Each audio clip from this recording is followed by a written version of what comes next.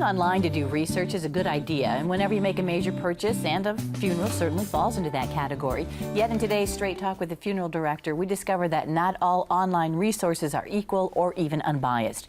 Joining me today is Funeral Director Beth Buxton. She is with Edwards Funeral Services. Beth, nice to have you back here. Thank you. It's nice to be here. It's an interesting point that you bring up. It's almost like a buyer beware, and you don't think of it, but that there are people that can take advantage of you at your most vulnerable time. That is true. That's what we want to educate folks about, is the fact that if you're going to research about funeral services and funeral pricing, if you're going to do that online, you really need to be careful which websites you visit and who you take advice from.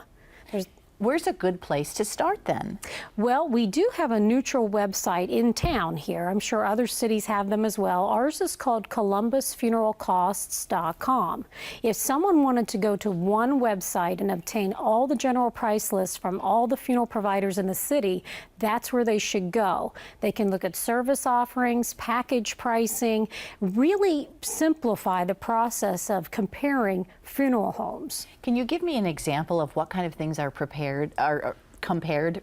Sure. On that website, you can compare things such as direct cremation packages, full service funeral burial packages. You could even go on there and look at the starting price of caskets and vaults, because the general price list by the FTC regulations, all funeral homes are required to put that information on those price lists. So it'd be a very simple process for families to go there and obtain information on a neutral ground. And what is that website once again? The one that is offering good advice? It's edwardsfuneralservice1003. Good information to know, because as you mentioned earlier, there are some not so neutral or unbiased, or say they may offer you free information and what, you end up getting charged? You do. It's unfortunate. These funeral information and advisory online services, people go there thinking they're going to log in, get some neutral advice, leave there with a lot of different choices. Unfortunately, what a lot of these funeral information and advisory services do is contact the local funeral homes in the area and sell them advertising space, if you will, to be preferred providers. So when you go there, you're really getting only the names of those funeral homes that have paid to be on the site. I've also been contacted by other online services that actually charge the consumer. They go on there to obtain information they could get for free from funeral homes, and they pay a fee for that. You can contact any funeral home and request a general price list, and by law, funeral homes are required to give you that information. And I go on those information advisory sites, and a lot of them have the only information on there is what you see on the Google ad site. So it's nothing different. Nothing different. Well, I was going to say, what are some red flags that people should look for if they go on a site to know if in the end they're going to be charged, or if they're really getting the true story?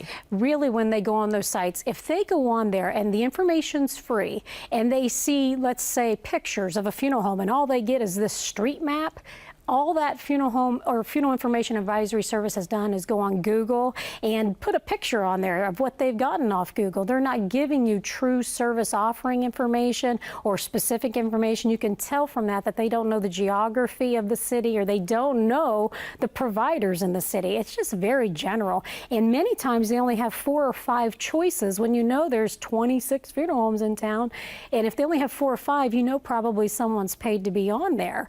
If you go to a website and they have a fee, don't pay that fee. Please do not. Go to Google, do a little research, call the funeral homes that you're interested in, and get the information at no charge. And that was my next question. If someone isn't very savvy on the internet either, and they just want general information, you said by law funeral homes, no matter what, have to provide some of that information for folks at no cost. That is true. They provide the information at no cost. If you stop into a funeral home, they're required by law to give you their physical general price list. If you request that online or by mail, they're not required to do so, but I'd be very leery. If a funeral home's not willing to mail you a general price list, that's really not good practices. And that's what you do at Edwards Funeral Services. You're always there to help folks. I mean, that's one of the first calls they can make is to you to get some answers. They can if they'd like. We do give neutral advice. Of course, we love it when people use our funeral service if they have a need. But I've had families call me and they opt not to use us, but we're certainly there as a resource to give them good information. Beth, that's some good information for all of our viewers. Thank you. Nice to have you here. Thank you so much.